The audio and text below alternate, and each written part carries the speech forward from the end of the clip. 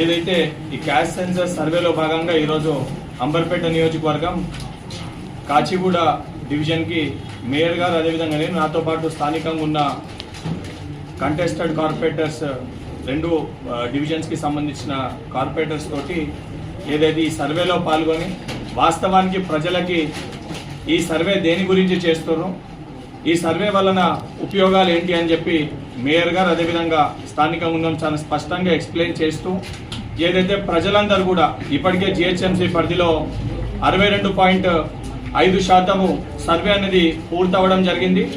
దానితో పాటు ఏదైతే తగ్గిమది కూడా ఎన్యూమినేటర్స్ కూడా చాలా ఎందుకంటే స్టార్టింగ్లో కొద్దిగా ఆలస్యమైన ఎన్యూమినేటర్స్ ఇప్పుడు వారికి కూడా దాని నెంబర్ కోడింగ్ అవన్నిటితోటి ప్రజల దగ్గరికి వెళ్ళి వాస్తవాలు చెప్పి, ఎందుకనంటే ఇది గౌరవ ముఖ్యమంత్రి గారు ఈ డెసిషన్ అనేది ఒక చారిత్రాత్మక నిర్ణయం. ఏ రాష్ట్రంలో కూడా ఈ క్యాస్ట్ సెన్సస్ పైన ఇప్పటి వరకు కూడా దీనిపైన ఏదైతే సర్వే నిర్వహించలేదు.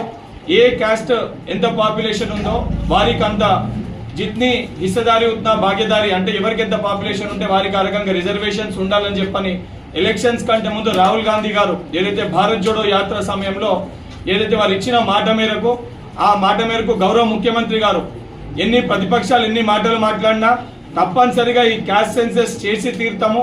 ఏ కులంలో ఎవరికి ఏ పాపులేషన్ ఉంటుంది వారికి ఆ రకంగా వారికి రిజర్వేషన్స్ కల్పించాలి.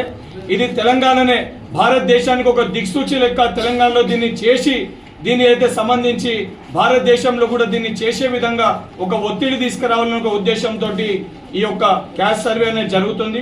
దీంట్లో మేయర్ గారు విస్తృతంగా ఏదైతే ప్రతి డివిజన్ లో కూడా వారు పర్యటించి అక్కడున్న కాంగ్రెస్ శ్రేణులని ప్రోత్సహిస్తూ, ఎందుకంటే కాంగ్రెస్ శ్రేణులు అక్కడ ఉన్న స్థానికంగా ఉన్న నాయకులు సరే ఏ పార్టీ నాయకులు ఉన్నా కూడా అక్కడి యొక్క ఏదైతే సంబంధించి ఎన్యూమినేటర్స్ తోటి వారు దగ్గరికి వారు వెళ్ళి అక్కడ ఉన్న ప్రజలకి వివరిస్తే 100% ఈ ప్రాసెస్ అనేది ఈజీ అవుతుంది. ఇది కేవలం ఒక వ్యక్తులకో ఒక పార్టీకో కొంతమందికో కావాల్సిందిగా రేపటి ప్రజానీకానికి రేపటి భవిష్యత్తుకి ఇది కావాల్సి ఏదైతే సంబంధించి ఈ యొక్క సర్వేలో ప్రతి ఒక్కరు కూడా భాగస్వాములు కావాలి.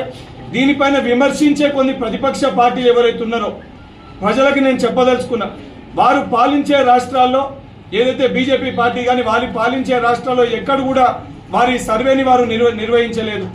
గతంలో ఇక్కడ ఉన్న పార్టీ 10 ఏళ్లుగా ఉన్న పార్టీ వారు కూడా దీనిపైన దృష్టి పెట్టకపోవడంతో ఈరోజు కాంగ్రెస్ పార్టీ రేవంత్ రెడ్డి గారు, రాహుల్ గాంధీ గారు మాట మేరకు ఈ క్యాస్ట్ సర్వే పూర్తయితే ఎక్కడ వారు చేయలేకపోయారని ప్రజలకెళ్ళి వారికి ఒక వ్యతిరేకత వస్తుందని చెప్పని దీనిపైన విమర్శలు చేసే ప్రయత్నం చేస్తున్నారు.